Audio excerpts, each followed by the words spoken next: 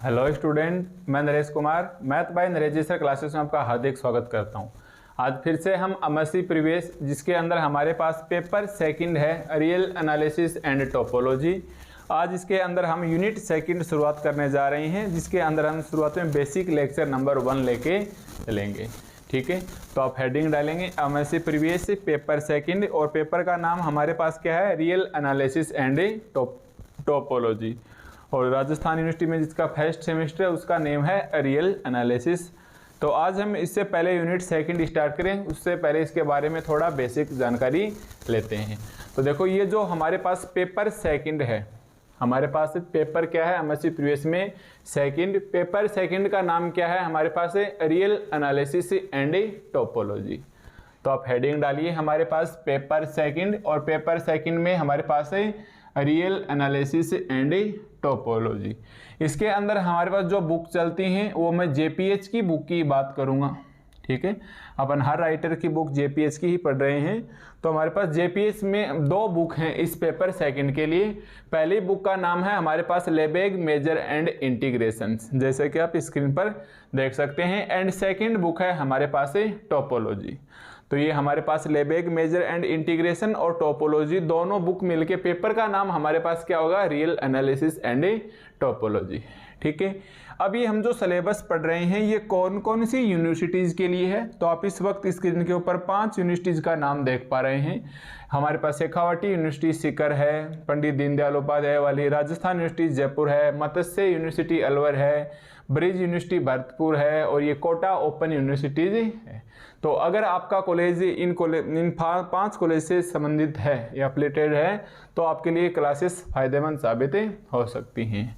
ठीक है, अब हम ये जो सिलेबस पढ़ेंगे इस यूनिवर्सिटी से रिलेटेड, ये वो चाहे रेगुलर स्टूडेंट हो या वो प्राइवेट स्टूडेंट हो या वो अपने आप को नॉन कॉलेजिएट कैंडिडेट बोलता हो, दोनों में कोई फर्क नहीं है। रेगुलर और प्राइवेट में दोनों ही स्टूडेंट्स के लिए 100 नंबर का पेपर आएगा, कोई प्रैक्टिकल वगैरह मैथ में नहीं होते हैं। ठीक है, अब हम जो सिलेबस पढ़ेंगे अब हम जो यूनिट सेकंड पढ़ रहे हैं उसका ऑफिशियली सिलेबस क्या है। तो आप इसका ऑफिशियली सिलेबस इस वक्त स्क्रीन के ऊपर देख पा रहे हैं, जो अंडरलाइन किया हुआ है कि Weierstrass theorem on the approximations of continuous functions by polynomial, Lebesgue integral of bounded measurable function, Lebesgue theorem on the passage to the limit under the integral sign for the bounded measurable function. फिर हमारे पास summable function, space of square summable function, Fourier series and coefficient और Parseval identity Riesz Fischer theorem. तो ये जो आपने syllabus इस वक्त स्क्रीन के ऊपर देखा ये हमारे पास ऑफिशियली सिलेबस है। ठीक है, अब ये जो सिलेबस है हमारे पास ये जेपीएच की बुक में कहाँ मिलेगा। ठीक है, अब ये सिलेबस हम ढूंढेंगे कि ये हमारे पास जेपीएच की बुक में कहाँ मिलेगा। तो उससे पहले मैं आपकी जानकारी के लिए बता दूं, ये जो लेबेग मेजर एंड इंटीग्रेशन है इसके अंदर आपके पास यूनिट फर्स्ट है जो आपकी कंप्लीट हो चुकी है। ठीक है, एक तो हमारे पास इसके अंदर यूनिट फर्स्ट है और एक इसके अंदर हमारे पास यूनिट सेकंड है जिसकी आज हम शुरुआत करने जा रहे हैं। ठीक है भाई, तो ये हमारे पास जो बुक है लेबेग मेजर एंड इंटीग्रेशन वाली, इसके अंदर एक तो हमारे पास यूनिट फर्स्ट है, ये यूनिट हमारे पास कंप्लीट हो चुकी है, और ये हमारे पास यूनिट सेकंड आज शुरुआतें करने जाएंगी। जो दूसरी बुक है टोपोलॉजी की, इसके अंदर आपके पास यूनिट थर्ड है। ठीक है, टोपोलॉजी के जो बुक है उसके अंदर आपके पास है यूनिट थर्ड है, यूनिट फोर्थ है एंड यूनिट फिफ्थ है। यूनिट थर्ड है, यूनिट फोर्थ है एंड यूनिट फिफ्थ है। ठीक है, ये हमारे पास जो टोपोलॉजी की बुक है इसके अंदर हमारे पास है unit third, fourth, fifth. Unit third में कंप्लीट करवा चुका हूँ, यूनिट फर्स्ट में कंप्लीट ही करवा चुका हूँ। आज हम शुरुआत कर रहे हैं यूनिट सेकंड की, जो बुक है हमारे पास लेबेग मेजर एंड इंटीग्रेशन। बाद में हम फोर्थ और फिफ्थ यूनिट को भी देखेंगे। ठीक है, और तो आप हेडिंग डालेंगे आज हमारे पास जो यूनिट सेकंड होगी उसके लिए बुक कौन सा है, जेपीएच का बुक होगा लेबेग मेजर एंड इंटीग्रेशन। ठीक है भाई, हमारे पास बुक का नाम क्या होगा, लेबेग मेजर एंड इंटीग्रेशन। अब इसके अंदर जो हम यूनिट सेकंड पढ़ रहे हैं, इस वाली बुक में यूनिट सेकंड पढ़ रहे हैं जेपीएस बुक में, अब इसका सिलेबस क्या होगा। तो आपने जो स्क्रीन के ऊपर सिलेबस देखा था वो हमारे पास इस जेपीएच की बुक में कहाँ है? तो इस बुक में हमारे पास एक तो चैप्टर नंबर 5 है, एक तो हमारे पास लेबेग मेजर में चैप्टर नंबर 5 है, और एक हमारे पास चैप्टर नंबर 6 है। एक हमारे पास चैप्टर नंबर 5 है और एक हमारे पास चैप्टर नंबर 6 है। तो ये जो हमारे पास लेबेग मेजर है इसका चैप्टर नंबर 5 जो है, इसका हमारे पास जो चैप्टर नंबर 5 है उसका नाम है द लेबेग इंटीग्रल। इसका नाम क्या है भाई? हमारे पास है लेबेग इंटीग्रल। ठीक है, तो जो चैप्टर 5 है उसका नाम है हमारे पास लेबेग इंटीग्रल, और जो चैप्टर 6 है इसका नाम है हमारे पास सुमेबल फंक्शन। ठीक है, तो आपका ऑफिशियली सिलेबस अपने पास जेपीएच की बुक में लेबेग मेजर में एक तो चैप्टर नंबर 5 है और एक हमारे पास चैप्टर नंबर 6 है। अब देखो जो राजस्थान यूनिवर्सिटी का फर्स्ट सेमेस्टर चलता है, देखो राजस्थान यूनिवर्सिटी का ये तो एनुअल एग्जामिनेशन के लिए तो फिक्स है। अब जो फर्स्ट सेमेस्टर है उसके लिए ये वाला यूनिट चैप्टर तो है यूनिट 3 और ये वाला चैप्टर है यूनिट 4। ये केवल उस स्पेशल स्टूडेंट के लिए है जिनका राजस्थान यूनिवर्सिटी में सेमेस्टर सिस्टम चलता है। तो सेमेस्टर सिस्टम वालों के लिए चैप्टर 5 है वो तो यूनिट 3 है, और चैप्टर 6 है वो हमारे पास यूनिट 4 है, और उनके लिए पेपर का नाम केवल रियल एनालिसिस MAT02 है। यानी उनके सेमेस्टर सिस्टम है तो उनके फर्स्ट सेमेस्टर में सेकंड पेपर है रियल एनालिसिस। ठीक है, उनकी फर्स्ट और सेकंड यूनिट वो हमारे पास यूनिट फर्स्ट के दोनों हिस्सों में मिल जाएंगी। तो ये है हमारे पास लेबेग इंटीग्रल के अंदर यूनिट 3 और यूनिट 4 है। ये सिर्फ और सिर्फ सेमेस्टर सिस्टम्स वालों के लिए है। तो अपन जो एनुअली एग्जामिनेशंस में पढ़ रहे हैं उसके अंदर हमारे पास एक चैप्टर नंबर 5 है और एक चैप्टर नंबर 6 है। तो एग्जाम में जो आपको क्वेश्चंस मिलेगा, देखिए यूनिट सेकंड का जो आपको एग्जाम में क्वेश्चंस नंबर मिलेगा वो आपको मिलेगा 3AB and question number 4AB। ठीक है, ये हमारे पास मिलता है चैप्टर 5 से, ये हमारे पास मिलता है चैप्टर 6 से, ये हमारे पास मिलता है चैप्टर 6 से, और ये आगे कभी कभार क्या है ये वाला भी चैप्टर 5 से मिल जाता है। तो हो सकता है आपका चैप्टर 5 पढ़ते ही आपकी यूनिट कंप्लीट हो जाए, या मे बी पॉसिबल आपको सुमेबल फंक्शंस भी पढ़ाना होगा। ठीक है, तो इस चीज़ का विशेष ध्यान रखना। जब तक हम चैप्टर 5 यानी लेबेग इंटीग्रल में चलेंगे तब तक हमारे पास से 10 मार्क्स का क्वेश्चन से 100% देखने को मिल जाएगा। तो आप हेडिंग डालेंगे कि हमारे पास जो बुक चल रही है जेपीएच की, पेपर का क्या नाम है? पेपर सेकंड है, और इसके अंदर हमारे पास जेपीएच की बुक चल रही है। ठीक है, हमारे पास जेपीएच की बुक चल रही है, और ये हमारे पास कितने नंबर पेज पे वो हम देख के लिख देंगे। पेपर का नाम है हमारे पास रियल एनालिसिस एंड टोपोलॉजी। ठीक है, रियल एनालिसिस एंड टोपोलॉजी, और बुक में हमारे पास इसका सिलेबस कहाँ है? तो एक तो हमारे पास चैप्टर नंबर 5 है और एक हमारे पास चैप्टर नंबर 6 है। तो आप लिखेंगे हमारे पास चैप्टर नंबर 5 जेपीएच की बुक में, और इसका नाम है द लेबेग इंटीग्रल। ठीक है, द लेबेग इंटीग्रल। कुछ कुछ बुक्स में यहाँ जी की बजाय क्यों दिखाई देगा आपको, तो वो क्यों नहीं, वो जी ही माना जाएगा, लेबेग इंटीग्रल है। ठीक है, तो आज हम सबसे पहले चैप्टर 5 पढ़ेंगे, उसके बाद हम चैप्टर नंबर 6 को पढ़ने वाले हैं। तो हेडिंग डालेंगे हमारे पास यूनिट सेकंड का लेक्चर नंबर 1। ठीक है, आप हेडिंग डाले हुए यूनिट सेकंड के अंदर हमारे पास lecture number 1 MSc previous paper second और रियल एनालिसिस एंड टोपोलॉजी, और बुक का नाम क्या है? Lebesgue major.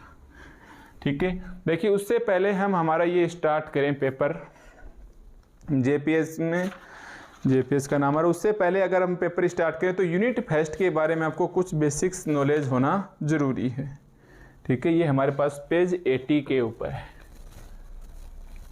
ये हमारे पास पेज 80 के ऊपर है। देखिए उससे पहले हम यूनिट सेकंड शुरुआत करें, उससे पहले आपको एक बार लिखना नहीं है, केवल ध्यान से देखना है कि आप यूनिट फर्स्ट पढ़ चुके हो। ठीक है। यूनिट फर्स्ट आपको ऐप में कंप्लीट वीडियोज मिल गए होंगे। अगर आपने यूनिट फर्स्ट नहीं पढ़ा है तो ये मैं जो यूनिट समझाऊंगा ये समझ में आए इस बात की कोई गारंटी नहीं है, फिर भी समझ में आ जाएगा, बट पीछे का पढ़ा हुआ होगा तो बहुत हद तक आपके कॉन्सेप्ट क्लियर होंगे। तो मैं विनती करूंगा सेकंड यूनिट पढ़ने से पहले आप यूनिट फर्स्ट को पढ़िए। फर्स्ट में कुछ मोटी मोटी डेफिनेशंस जरूर ध्यान में रखिए। कौन कौन सी डेफिनेशंस थी भाई? सबसे पहले अगर आप बात करेंगे तो एक तो आपके पास है अलजेब्रा ऑफ सेट्स की डेफिनेशंस क्या थी, एक हमारे पास है आउटर मेजरेबल की डेफिनेशंस क्या थी, ठीक है, एक हमारे पास है आउटर मेजरेबल की डेफिनेशन क्या थी, हमारे पास वहाँ सब एडिटिव प्रॉपर्टी भी चलती थी जो काफ़ी इंपॉर्टेंट हुआ करती थी, मेजरेबल सेट हुआ करता था, अरे याद आ रहा है कि नहीं आ रहा, मेजरेबल सेट, और ये वेरी इंपॉर्टेंट हुआ करता था। सिग्मा अलजेब्रा क्या है? सिग्मा अलजेब्रा के बारे में भी हमने पढ़ा था, लेबेग मेजर के बारे में भी हमने पढ़ा था, लेबेग मेजर के बारे में भी हमने पढ़ा था, है ना।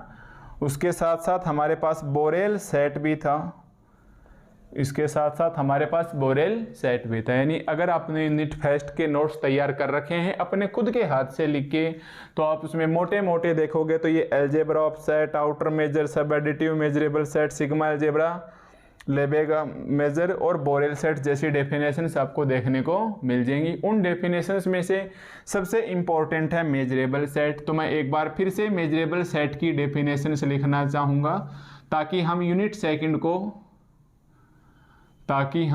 सेकंड को इजीली स्टार्ट कर सकें, है ना। मैं एक बार आपको मेजरेबल सेट की डेफिनेशंस बताना चाहूँगा ताकि अब जो हम यूनिट सेकंड में प्रवेश करें वहाँ हमें समझने में कोई दिक्कत या परेशानी का सामना ना करना पड़े। तो मेजरेबल सेट जिस प्रकार हमने लिखा था ठीक उसी प्रकार यूनिट फर्स्ट में लिखा था वही लिखूंगा कि a set E subset R, और आर हमारे पास क्या है? Real number. ये कहलाएगा is said to be Lebesgue measure, is said to be Lebesgue measure. A set E subset R is said to be Lebesgue measure, या simply measurable और simply measurable कहलाता है यदि ये हमारे पास सिंपली मेजरेबल कहलाता है if for any a subset R, if for any a subset R, यानी ई सबसेट आर का होना चाहिए, हमने कोई दूसरा सबसेट लिया ए सबसेट आर का, उस वक्त हम जो कंडीशंस रखते थे वो होती थी हमारे पास m star A is equal to M star A intersection E plus M star A intersection complementary E, m star A intersection complementary E, जहाँ ए को क्या लिख सकते हैं? अरे ए को आप क्या लिख सकते हो? ए इंटरसेक्शन ई का, ए इंटरसेक्शन ई का यूनियन और ए इंटरसेक्शन कॉम्प्लीमेंट्री ई का यूनियन, और ये स्टार जो बताते हैं ये हमारे पास सब एडिटिव प्रॉपर्टी होती थी, है ना। तो मैं क्या मैं बोल रहा हूँ, ये हमारे पास एक तो ये वाली सब एडिटिव प्रॉपर्टी होती थी, ये हमारे पास मेजरेबल सेट की डेफिनेशन है। तो अगर आपने यूनिट फर्स्ट मान लो नहीं भी पढ़ा है तो कुछ डेफिनेशंस, ये वर्ड्स, इनकी डेफिनेशंस आप एक बार जरूर देखोगे, उसके बाद ही आप यूनिट सेकंड स्टार्ट करना कि algebra of set, outer measure, subadditive measurable set, sigma algebra, Lebesgue measure और बोरेल सेट से एटसेट्रा, ये सारे एक दूसरे से मिलते जुलते थे।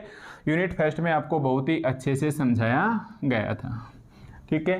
तो अब ये डेफिनेशन है मेजरेबल सेट की, ये आपको ध्यान में रखनी है कि मेजरेबल सेट एक्चुअली क्या होता है? M star A is equal to M star A intersection E plus M star A intersection complementary E, जहाँ ए क्या है? सबसेट है रियल नंबर का, ई क्या है? सबसेट है रियल नंबर का, और इस प्रकार से लिखा जाए एम स्टार क्या है? सब एडिटिव, यानी ये दोनों को प्लस करके लेके आएगी, ये जोड़ के दौड़ती हुई लाएगी। तो अगर हम इतना सा याद रख लेते हैं, पीछे का मेजरेबल सेट की डेफिनेशंस वगैरह देख लेते हैं, तो यहाँ हम लायक हो गए हैं कि हम सेकंड यूनिट में प्रवेश कर सके या एंट्री कर सकें सेकंड यूनिट में। तो अब यहाँ से अपना सिलेबस स्टार्ट होता है, ठीक है। तो हम लिखेंगे हमारे पास यहाँ से यूनिट सेकंड स्टार्ट होता है। ये केवल और केवल आपके रिवीजन के लिए था। Unit second start here. Okay, अब हम यूनिट सेकंड को स्टार्ट करें तो हम बिल्कुल छोटी छोटी डेफिनेशन से स्टार्ट करेंगे। यस, यूनिट सेकंड के अंदर हम बिल्कुल छोटे छोटे वर्ड सीखेंगे ताकि आगे आने वाले थ्योरम वगैरह में हमें किसी भी प्रकार की परेशानी का सामना ना करना पड़े। तो सबसे पहले आप इसके अंदर यूनिट सेकंड चैप्टर 5 स्टार्ट हो गया। सबसे पहले एक नंबर पे डेफिनेशंस लिखोगे, ठीक है। सबसे पहले हम किसकी डेफिनेशंस लिखेंगे, वो हम लिखेंगे मेजरेबल पार्टीशन की। यस, मेजरेबल पार्टीशन की, ठीक है, मेजरेबल पार्टीशन की। तो सबसे पहले हमारे पास टॉपिक हो गया मेजरेबल पार्टीशन। नाम से स्पष्ट है, मेजरेबल क्या है आप पढ़ चुके हो, ठीक है। मेजरेबल क्या है आप पढ़ चुके हो। अब देखो पीछे की यूनिट्स का किस प्रकार से हम काम में लेंगे। जैसे मेजरेबल है उसको ई से डिनोट किया करते थे, और ये रियल नंबर का क्या होता था, एक ही सेट होता था, है ना। और पार्टीशन नाम से स्पष्ट है, किसी भी चीज़ के पार्ट कर दो। जैसे अब नहीं होता, जैसे कोचिंग्स वगैरह में हॉल किराए के ऊपर ले लिया जाता है। जैसे कोचिंग्स वगैरह में आप जहाँ पढ़ते हैं वहाँ हॉल किराए पे होता है, और फिर एल्यूमिनियम का पार्टीशन करा लिया जाता है। जैसे एक पार्टीशन ये हो गया, एक क्लास, फिर दूसरी क्लास हमारे पास है ये हो गई, फिर यहाँ तक आने के लिए मान लो गैलरी छोड़ दी, फिर एक क्लास ये हो गई, यहाँ ऑफिस वगैरह हो गया, और ये एंट्रेंस हो गया इसके अंदर से। तो इसका हमने क्या कर दिया, अलग अलग पार्टीशन करके, और पूरे हॉल को हमने एक अलग अलग सेट्स में डिफाइन कर दिया कि मान लो ये हमारे पास बीएससी फर्स्ट ईयर की क्लास है, ये सेकंड ईयर की, ये एमएससी प्रीवियस की क्लास है, ये एमएससी फाइनल की क्लास है, ये इंक्वायरी ऑफिसर, इस प्रकार से। तो आप किसी भी एक कोचिंग्स का एग्जाम्पल अपने माइंड में फिल कर सकते हैं कि पार्टीशन, देखो ध्यान देना, मैं इसी चीज़ को काम में लेने वाला हूँ, अलग अलग पार्टीशन कर दिया गया, ठीक है। इसका मतलब ऐसे तो नहीं हुआ ना कि ये जो हॉल है इसके अंदर एक क्लास तो ये है और दूसरी क्लास ये है। मान लो इसका एंट्री पॉइंट ये, या इस इधर मान लो, माना इसका एंट्री पॉइंट इधर है और इसका एंट्री पॉइंट इधर है। ऐसे तो नहीं हुए दोनों क्लास आपस में मिक्स हो गई कि इसका स्टूडेंट इधर वाले को दिखेगा, इसका स्टूडेंट्स इधर दिखेगा। अगर हम रियल में पार्टीशन करते हैं, अलग अलग सेपरेट क्लास लगाते हैं, या माना ये हमें सिर्फ परी की क्लास चल रही है और ये फाइनल की क्लास चल रही है, तो ऐसी सिचुएशंस नहीं होगी। मतलब बिल्कुल सेपरेट होगा, परी का हिस्सा अलग रहेगा और फाइनल का हिस्सा अलग रहेगा। तो ये वही एक प्रकार से पार्टीशन है। और मेजरेबल हम देख चुके हैं कि मेजरेबल एक ही हमारे पास सेट है। ये यूनिट फर्स्ट में इसकी डेफिनेशंस को आप कवर कर चुके हो। तो जैसा मैंने अभी लिखा, ई सबसेट आर का होता है ना। तो यही हमारे पास पार्टीशन होता है। तो चलिए अब इस पार्टीशंस को कोचिंग के एग्जाम्पल की बजाय हम नेचुरली इस एग्जाम्पल की लैंग्वेज देखने की कोशिश करें। तो इसकी डेफिनेशंस में आप क्या लिखोगे कि let capital E B a measurable set, ठीक है। सबसे पहले हम क्या लिखेंगे कि माना कि कैपिटल ई है वो क्या है, हमारे पास एक मेजरेबल सेट है। यूनिट फर्स्ट में भी मेजरेबल सेट को हम इसे डिनोट करते थे और यहाँ भी हम इसे डिनोट करेंगे। अब आपके पास केवल समझने के लिए इस डायग्राम को उतारिए मत कि माना ये हमारे पास एक मेजरेबल सेट है ई, ठीक है। माना कि ये हमारे पास एक मेजरेबल सेट है ई। अब मैं इसका पार्टीशन कर रहा हूँ। माना कि ये हमारे पास एक सेक्शंस हो गया E1, ये हमारे पास सेक्शंस हो गया E2, ये हमारे पास सेक्शंस हो गया E3, ये हमारे पास सेक्शंस हो गया E4, ये हमारे पास सेक्शन हो गया E5, ये E6, E7, E8, 9, 10। मतलब हमारे पास फाइनाइट पार्टीशन कर दिए हमने। इसके क्या कर दिए हैं, फाइनाइट पार्टीशन कर दिए हैं, ठीक है। कोई भी पार्टीशन एक दूसरे के अंदर मिक्स नहीं होना चाहिए। जैसे ऐसे नहीं होना चाहिए कि ये अगर मेजरेबल सेट है, ये E1 है और ये E2 हो गया, तो ऐसे नहीं होना चाहिए। E1 और E2 का कॉमन ये अलग होगा E3, तो बिल्कुल भी मिक्स नहीं होने चाहिए। या ऐसे समझो कि अगर E1 में हमारे पास 1 2 आ गया तो E2 में किसी भी हालत में 1 3 नहीं आना चाहिए।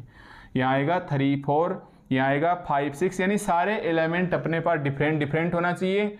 E1 इज इक्वल टू अगर 1 2 है, एक सेट बन गए या सबसेट बोल सकते हैं इसको, E2 3 4 है, तो किसी भी कीमत में इसके बराबर में 5 नॉट इज इक्वल टू 5 ऐसा नहीं आना चाहिए।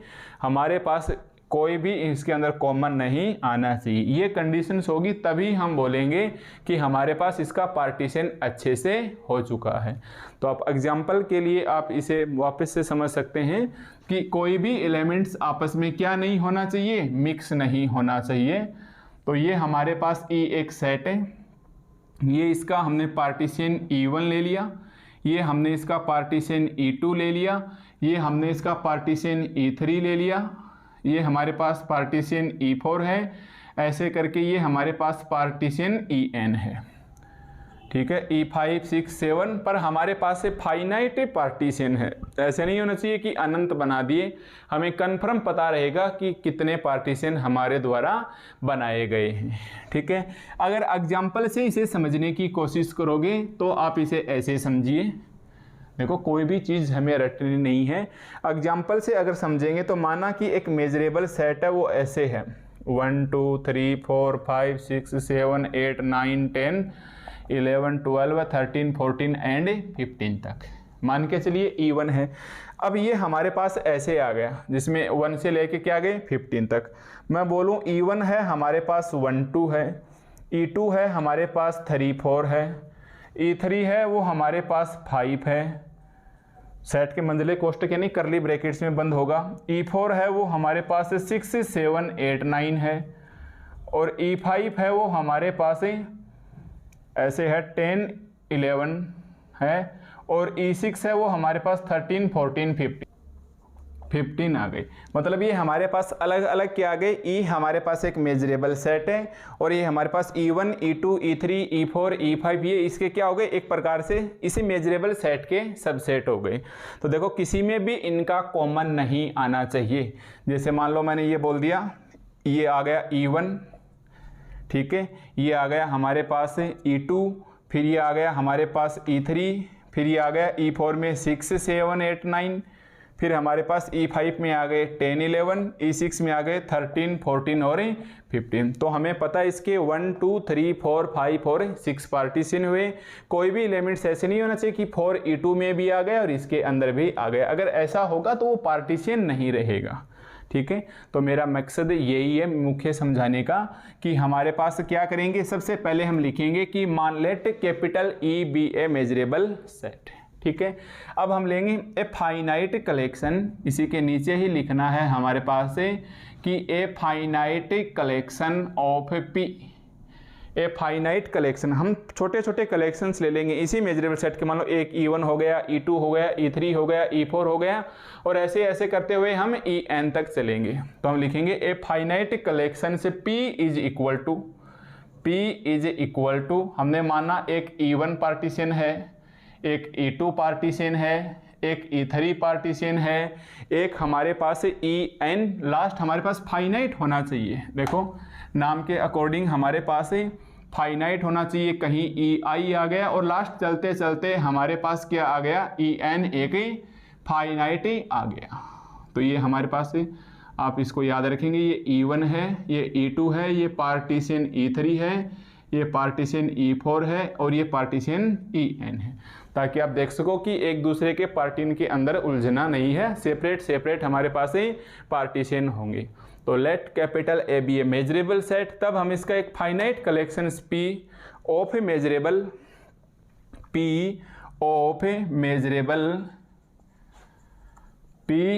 मेजरेबल, बताइए क्या है ये, सबसेट हैं। अरे E1 E2 E3 किसके हैं, ये सबसेट ऑफ E के हैं, measurable subset of capital E के हैं। ठीक है, तो of measurable subset of E such that EI intersections EJ में एक भी एलिमेंट कॉमन नहीं आना चाहिए, मतलब 0 आना चाहिए या वो एम्प्टी होना चाहिए। रुकना, लिखना मत, एक बार यहाँ आपको कुछ लिखना होगा। तो हमने लिख लिया कि let capital E be a measurable set, a finite collection E1 E2 E3 dash dash dash dash से En। ए फाइनाइट कलेक्शंस जिसको हमने P से डिनोट कर दिया, उसके अंदर क्या आ गए E1 E2 E3 EI से लेके En तक आ गए। और ये क्या है, मेजरेबल सबसेट है किसका, इस सेट E का। तो of measurable subset of E such that EI intersections EJ is equal to phi. ठीक है, साथ साथ ये ध्यान रखोगे कि I और J बराबर नहीं होना चाहिए, I और J बराबर नहीं होना चाहिए, यानी ये सारे हमारे पास क्या होने चाहिए, सेपरेट सेपरेट होना चाहिए। I J की वैल्यू हमारे पास बिलोंग करनी चाहिए N में। देखो कुछ बुक में N के नीचे ऐसे लगा देंगे, इसका मतलब होता है ये नेचुरल नंबर का सेट है। आप ऐसे लिख लेना, ये लगाने की बजाय कि N है वो बिलोंग करता है नेचुरल नंबर के सेट के अंदर, N है वो बिलोंग करता है नेचुरल नंबर के सेट के अंदर। यानी इस I J की जगह हम ऐसे लिखेंगे E1 E2 E3 E4, मतलब यहाँ नेचुरल नंबर का सेट होना चाहिए। ऐसे नहीं लिखेंगे कि E5/2 आ गया, है ना, ये नेचुरल में नहीं जाएगा क्योंकि हम ऐसा सेपरेट ही नहीं कर सकते। तो हम काउंट कर सकते हैं ना कितने पार्टीशन की, 1 है 2 है 3 है 4 है, फाइनाइट पार्टीशन है। तो यहाँ लिखने का तरीका है, या तो ऐसे लिखिए n के नीचे ऐसे लगा दोगे तो भी ये माना जाएगा कि n है वो नेचुरल नंबर का या प्राकृतिक संख्याओं का एक ही समुच्चय है। ठीक है, तो एक आप इस चीज़ को ये ध्यान रखोगे। तो ये जो EI इंटरसेक्शंस, ये जो EI intersections EJ is equal to phi है, यही कहलाता है इज कॉल्ड, यही हमारे पास क्या कहलाता है, मेजरेबल पार्टीशन। यही हमारे पास मेजरेबल पार्टीशन से P ऑफ E कहलाता है। यही हमारे पास measurable partition P of E की बजाय लिख लो ऑफ द सेट E का पार्टीशन कहलाता है। यस, यही हमारे पास E का क्या कहलाता है, पार्टीशन कहलाता है। तो लिखने के लिए तो मैं ये डेफिनेशन से ये डायरेक्ट भी लिख सकता था, बट आप समझिए पार्टीशन मतलब मेजरेबल E से सेट को डिनोट कर दिया, पार्टीशन है सेपरेट सेपरेट, इसका आप पार्टीशन कर दो। कोई भी पार्टीशन से एक दूसरे के अंदर कॉमन नहीं आना चाहिए, सब सेपरेट सेपरेट होंगे। तो इसको हमने जो सेपरेट सेपरेट पार्टीशन है उसका कलेक्शन, उसको आप बोल दो फाइनाइट कलेक्शन, उसको P से डिनोट कर दो बस। तो ये हमारे पास क्या कहलाएंगे, E1 E2, ये इसके अंदर क्या है भाई, सेट के अंदर क्या हो गई, ये सबसेट कहलाएंगे। तो ये subset of E such that EI intersection EJ phi आना चाहिए, और ये EI intersection EJ is equal to phi ही कहलाएगा measurable partition P of the set E। ठीक है, एंड ये E1 E2 E क्या कहलाएंगे, ये क्या कहलाएंगे भाई, and E1 E2 E3 dash dash dash EI dash dash dash EN, ये हमारे पास क्या कहलाएंगे, वैसे तो ये क्या है हमारे पास मेजरेबल सबसेट हैं, तो ये कहलाएंगे component of are the called of, देखिए and E1 E2 E3 EI EN are the called of, ये हमारे पास कहलाते हैं द कंपोनेंट ऑफ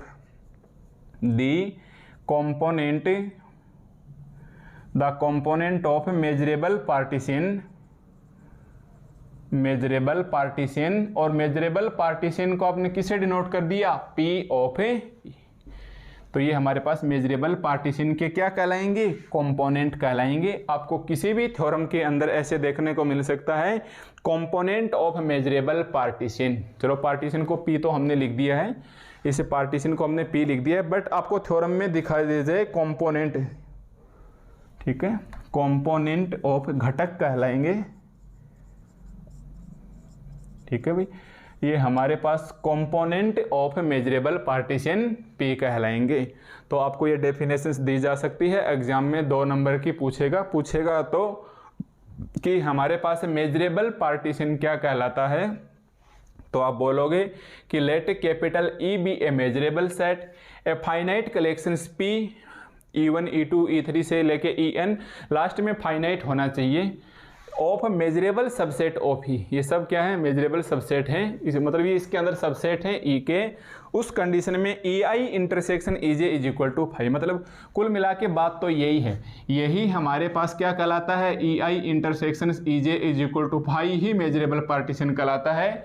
यहाँ I और J बराबर नहीं होने चाहिए, और I और J की वैल्यू 1 2 3 4 n यानी नेचुरल नंबर का ये सेट होना चाहिए। तो ये बचे हुए ये खुद E1 E2 E3 EI EN क्या कहलाएंगे, कंपोनेंट ऑफ मेजरेबल पार्टीशन कहलाएंगे। ये हमारे पास क्या कहलाएंगे भाई, कंपोनेंट ऑफ मेजरेबल पार्टीशन कहलाएंगे। ठीक है, इसी डेफिनेशंस के नीचे आप नोट लगा के लिखिए। देखो हम यहाँ 2 हिस्से इसके और लेंगे। देखो अब इसकी हम क्लास को में थोड़ा सा इसको डिवाइडेशंस करते हैं। उम्मीद करता हूँ ये डेफिनेशंस आपको याद भी हो गई होगी, तो आप इसको 2-3 बार प्रैक्टिस करेंगे, लिखेंगे, ऐसे देखने भर से ये याद नहीं होने वाली है। ठीक है, तो देखो ये हमारे पास क्या आ जाएगा, अगर मैं इसको नोट लगा के लिखूँगा तो अब हमको क्या करना है, देखो छोटी छोटी चीज़ों के माध्यम से हम इसको समझेंगे, क्योंकि थ्योरम्स में हमारे पास कुछ वर्ड्स कुछ शब्दों से हमारा सामना होगा, उसे हम किस प्रकार से क्लियर करते हुए चलेंगे वो हमें समझना है।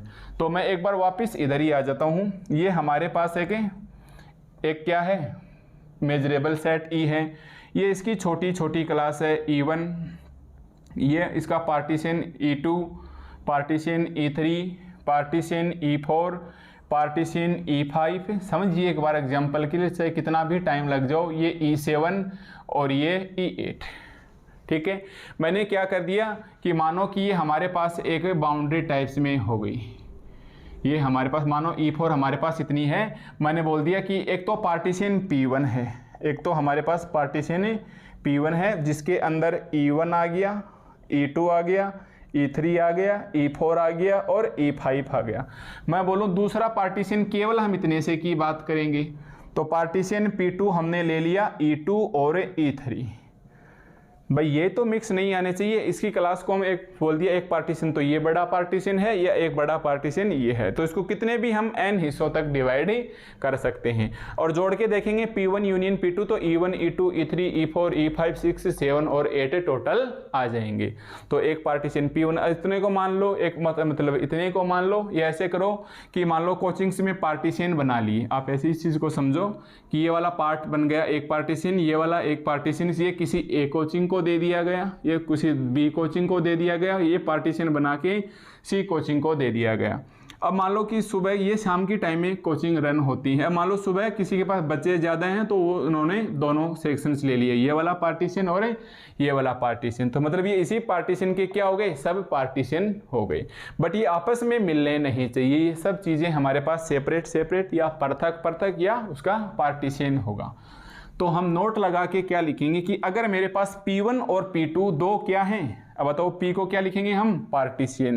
ठीक है, P2 को भी हम क्या लिखेंगे, पार्टीशन। तो हम लिखेंगे कि if P1 and P2, if P1 and P2 are two partition, are two partition लिखोगे या मेजरेबल पार्टीशन लिखोगे, तो हम लिखेंगे to measurable partition.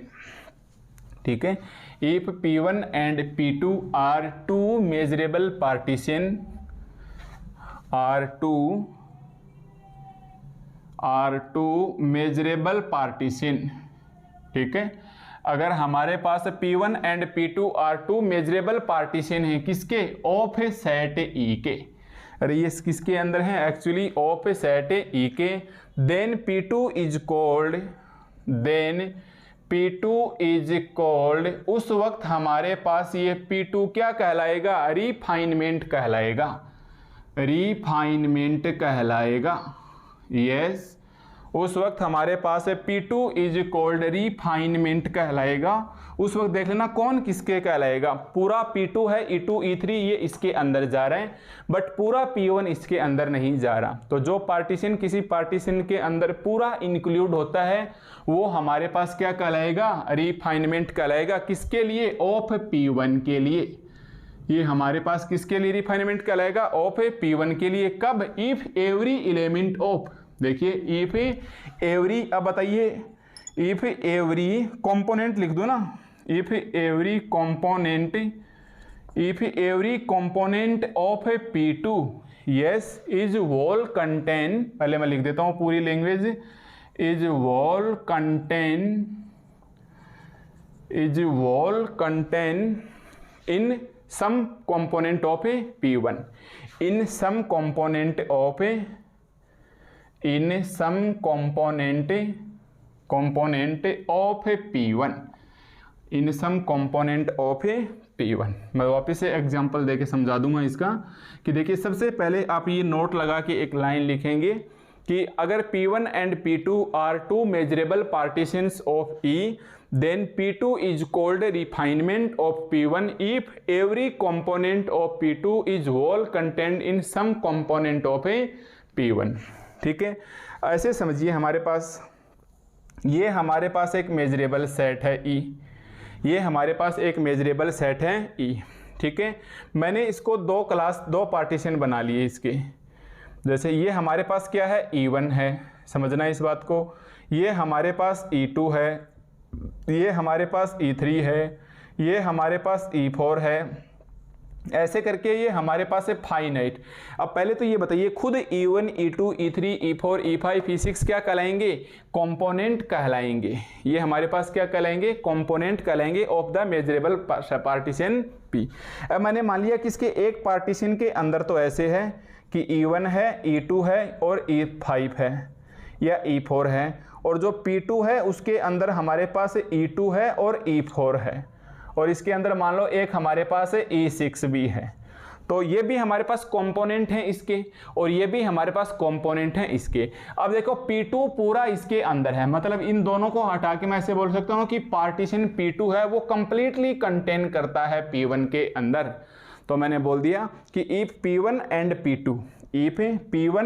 P2 are two measurable partitions of measurable set E, then P2 is कौन किसके अंदर convert जा रहा है, पूरा P2 P1 के अंदर है, तो P2 is called refinement of P1। मतलब P2 है वो P1 के अंदर जा रहा है। अगर P1 P2 के अंदर जाता तो P1 रिफाइनमेंट कहलाता। If every component of P2, देखो एक कंपोनेंट ये रहा और एक कंपोनेंट ये रहा, कब कहलाएगा, if every component of P2 is whole contain in some component of some component, इसके लिए तो सम ही हुए ना, देखो बाकी दो बच गए, तो सम कंपोनेंट ऑफ P1। तो ऐसी सिचुएशंस होगी तब हमारे पास P2 क्या कहलाएगा, रिफाइनमेंट कहलाएगा P1 के लिए। तो आपको एक वर्ड ये ध्यान में रखना है, रिफाइनमेंट वाला, क्योंकि हमारे पास किसी भी थ्योरम के अंदर इस प्रकार से सिचुएशन से आ सकती है। ठीक है, तो ये हमारे पास एक छोटी सी डेफिनेशन है मेजरेबल पार्टीशन की, और इसके नीचे एक कुछ रिफाइनमेंट से रिलेटेड हमने एक दो वर्ड्स के बारे में सीखा है कि कौन किसका रिफाइनमेंट होता है, कौन किसके अंदर होल कंटेन करता है। तो एक नंबर की डेफिनेशन तो ये आ गई है हमारे पास मेजरेबल पार्टीशन की। अब आप लिखो सेकंड नंबर की डेफिनेशन। ठीक है, सेकंड नंबर की डेफिनेशन को आप लिखोगे लेबेग। सेकंड नंबर की डेफिनेशन से आप लिखोगे लेबेग-डार्बोक्स सम। यस, लेबेग-डार्बोक्स सम। वैसे तो मैं इसका इल्ज़ाम अगर ऐसे डाल दूं कि देखो आप बीएससी सेकेंड ईयर में पढ़ के आए हैं तो मैं गलत नहीं होऊंगा, बट वही बात है, इल्ज़ाम डालने से कोई फ़ायदा नहीं होने वाला है ना। हो सकता है आप अपना पढ़ भी लोगे कि चलो ठीक है भाई अपनी गलती है, देख लेते हैं क्या होता है, बट कुछ चीज़ें आपका कॉन्सेप्ट क्लियर नहीं होगा। तो देखो उससे पहले मैं आपको लेबेग-डार्बोक्स सम बताऊं, तो देखो सेकंड हेडिंग डालो आप लेबेग-डार्बोक्स सम। तो इसके बारे में हमें कुछ बेसिक्स बातें पता होनी चाहिए। जैसे मैं 4 वर्ड हिंदी में लिखना चाहूँगा एक बार, क्योंकि आप हिंदी मीडियम से ज़्यादा पढ़ के आए हो, कि एक तो ऊपरी परिबंध होता है, एक हमारे पास निम्न परिबंध होता है ना। अभी अच्छे नहीं लगेंगे ये शब्द। एक हमारे पास उच्चक होता है, एक हमारे पास निम्नक होता है।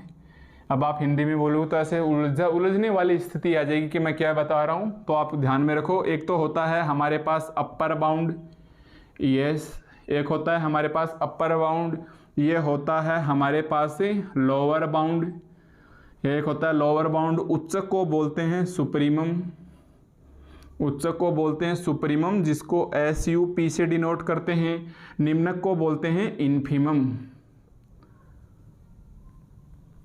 ठीक है, लोअर को बोलते हैं इन्फीमम, जिसको INF से डिनोट करते हैं। अपर को U से डिनोट करते हैं, लोअर को L से डिनोट करते हैं। तो किसी भी अगर एक ही सेट के बारे में बात की जाए कि कौन अपर बाउंड है, कौन लोअर बाउंड है, कौन सुप्रीमम है, कौन इन्फीमम है, और अगर मैं इनकी डेफिनेशन लिख दूं तो आप सचमुच में उलझ जाओगे। और बीएससी सेकेंड ईयर का चलो लिख तो मैं दूंगा बीएससी सेकेंड ईयर की रिगार्डिंग डेफिनेशन, बट आपको कुछ भी समझ में नहीं आएगा। तो आप एक बार मोटा मोटा एवरेज मान के चलेंगे कि ये हमारे पास कोई रियल लाइन है। जैसे मान के चलो कि यहाँ से स्टार्ट है 4 5 6 7 8 9 10 11 13 11 12 और 13 तक, ठीक है।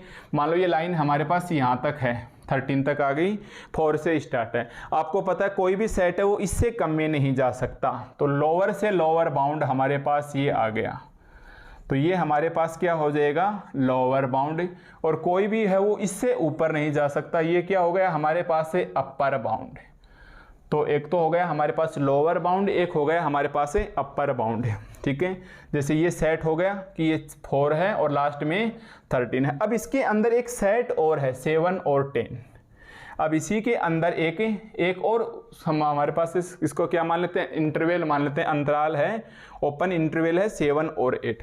अब देखिए यहाँ 7 क्या है, छोटे से छोटा है, बट इससे छोटा तो नहीं है।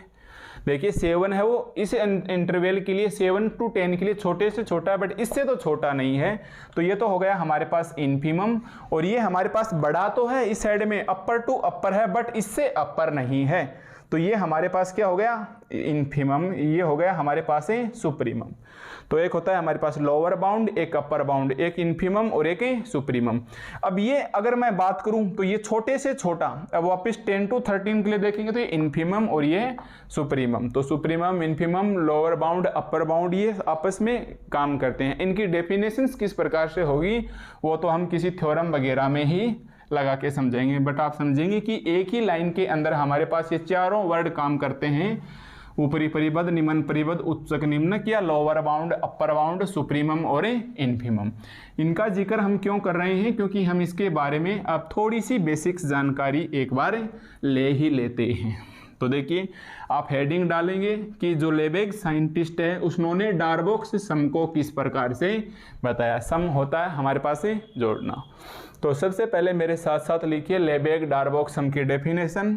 इसके अंदर हम लिखेंगे कि अगर मेरे पास f let small f be a real valued bounded function, ये भी बताना पड़ेगा, शायद आपको भूल गए होंगे। वैसे मैं यूनिट फर्स्ट में इसका जिक्र जरूर किया था, यूनिट थर्ड में भी मैंने बताया था कि let small f be real valued bounded function से define on a measurable set E,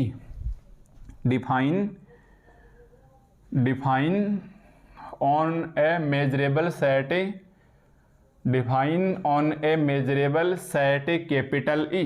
देखो मेजरेबल सेट को हम किससे डिनोट करते हैं, E के। एंड पार्टीशन क्या होता है, देखो एंड पार्टीशन क्या होता है, अभी अभी हमने लिखा था ऊपर वाले डेफिनेशन में E1, E2, E3, EI, EN, और खुद E1, E2, E3, EN क्या कहलाते हैं, कंपोनेंट कहलाते हैं मेजरेबल पार्टीशन के। BA measurable partition, BA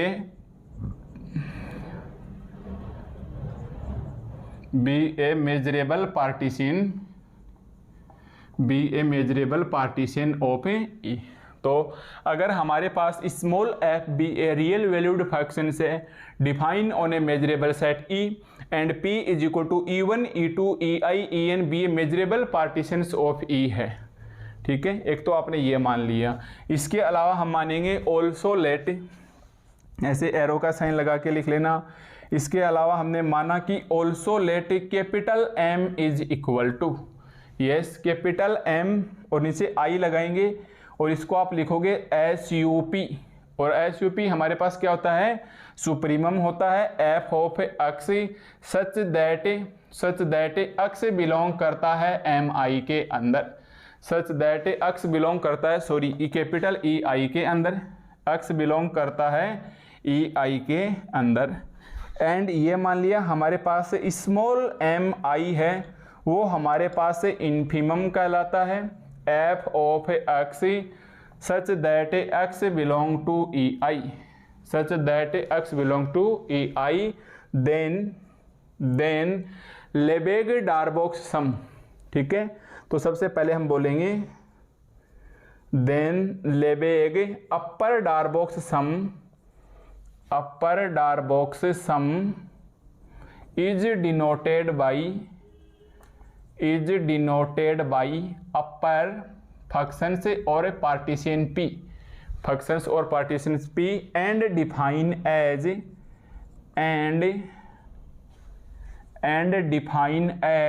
U f of P is equal to summation I is equal to 1 to n capital MI और M के अंदर स्मॉल MEI एंड M के अंदर स्मॉल MEI, ठीक है। इसे थोड़ा सा एक बार सांस ले लीजिए बीच में, ठंडे दिमाग से सोचिए वापस से कि हम जो कर रहे हैं लेबेग इंटीग्रल के अंदर डेफिनेशन है हमारे पास लेबेग-डार्बोक्स सम की, ठीक है। डेफिनेशन है हमारे पास लेबेग-डार्बोक्स सम की। उससे पहले हम मेजरेबल सेट पढ़ चुके। तो लेबेग-डार्बोक्स सम क्या कहेगा हमारे पास, let small f be a real valued bounded function. पहले तो आप ये समझिए, एक बार इसी लाइन को समझा देता हूँ ताकि जगह रह जाए। एक तो होता है हमारे पास रियल फंक्शन, देखो एक तो होता है हमारे पास रियल फंक्शन, एक होता है हमारे पास रियल वैल्यूड फंक्शन, एक होता है हमारे पास रियल वैल्यूड फंक्शन। इन दोनों में बहुत ज़्यादा अंतर नहीं होता। देखो रियल फंक्शन कहता है, वो बोलता है कि भैया आपको R to R जाना है, मतलब इसका डोमेन भी हमारे पास रियल आएगा और इसकी हमारे पास रेंज भी 100% किस में जानी चाहिए, R के अंदर जानी चाहिए, ठीक है। जबकि रियल फंक्शन क्या कहता है कि आगे वाला है ना रेंज, ये तो रियल नंबर में ही जाना चाहिए। डोमेन होता है वो नेचुरल नंबर हो सकता है, इंटीजर नंबर हो सकता है, रेशनल नंबर हो सकता है, यानी ये जितने भी हैं ये उप सबसेट होने चाहिए रियल नंबर के। तो कोई फर्क नहीं है, एन भी आर के अंदर जाता है। बट अगर ऐसे आ जाए कि natural number 2 N to R चला गया, या इंटीजर टू आर चला गया, रेशनल टू आर चला गया, तो ये तो कहलाएगा रियल वैल्यूड फंक्शन। और अगर आर टू आर आ रहा है, same to same, real to real आ रहा है, उस वक्त ये कहलाएगा रियल फंक्शंस। क्यों? क्योंकि देखो रियल टू रियल में जाएगा तो वैल्यू रियल ही आना है, जबकि नेचुरल टू रियल जाएगा तो जो वैल्यू आएगी उसके ऊपर डिपेंड करेगा कि वो नेचुरल में आती है या रियल में आती है। वैसे आपको पता है every number belong to real number, but सबसे बड़ा रियल नंबर नहीं होता, सबसे बड़ा कॉम्प्लेक्स नंबर होता है। जरूरी नहीं है ना। सबसे बड़ा नंबर क्या होता है? कॉम्प्लेक्स। कॉम्प्लेक्स के दो पार्ट होते हैं, रियल और रेशनल और इरेशनल। फिर रियल, रेशनल, इरेशनल। फिर रेशनल है वो नेचुरल नंबर, इंटीजर नंबर और पूर्णांक नंबर वगैरह बोल देते हैं ना वो। तो दोनों में बस इतना सा फर्क है, ये 100% आर टू आर जाएगा, जबकि रियल वैल्यूड के अंदर क्या होगा कि इसकी डोमेन है वो सबसेट होगी रियल नंबर की। देखो N subset real number R, I subset real number R, rational subset real number R. Okay, अब ये तो हो गया हमारे पास रियल वैल्यूड फंक्शन, जिसे आप साइड में लिख सकते हैं। ये समझने के लिए बहुत ही इंपॉर्टेंट है बात है। आगे चल के नेट गेट जैसे एग्जाम में यहाँ से बहुत शानदार क्वेश्चन बनता है स्टेटमेंट का। अब आपको पता है, आप एफ लिखिए या एफ ऑफ एक्स लिखिए, है ना। ये तो सिंपल सी बात है कि हमारे पास फंक्शंस एफ है या आप एफ ऑफ एक्स लिखिए, जैसे मैंने यहाँ लिखा, ये सच दैट का साइन है। तो हमने लिख दिया कि लेबेग-डार्बोक्स सम हमारे पास क्या कहलाती है कि let small f be a real valued bounded functions define on a measurable set E and P is equal to, तो आप समझ जाओगे कि P क्या है, पार्टीशन है, E1 E2 EI से EN be a measurable partition of a E। Also let, अब ये आपको ध्यान रखना होगा कि कैपिटल MI ऐसे होता है supremum f of x, x belongs to EI, small mi होता है infimum f of x, x belongs to EI। इसे थोड़ा सा ध्यान में रख लो, हम धीरे धीरे थ्योरम करते जाएंगे तो लास्ट तक ये भी अच्छे से क्लियर हो जाएंगे। Then Lebesgue upper Darboux sum क्या कहलाएगी? Then Lebesgue upper Darboux sum is denoted by, देखो अपर में u से डिनोट कर देंगे। f क्या है? रियल वैल्यूड फंक्शन, पहले f रख देंगे, फिर हमारा पार्टीशन p रख देंगे। एंड डिफाइन एज, ये वाला याद रख लेना एक बार कि U F of P is equal to summation I is equal to 1 to n capital M I into small M E I. ठीक है, इसी के नीचे लिखोगे, मेरे पास जगह नहीं है, and and Lebesgue lower bound and Lebesgue lower bound. अब हमारे पास है Lebesgue lower Darboux sum is denoted by Darboux sum is denoted by बताओ लोअर में क्या लिखेंगे, लोअर एफ ऑफ पार्टीशियंस। भाई अपर में यू लगा दिया, लोअर में एल आ जाएगा। And define as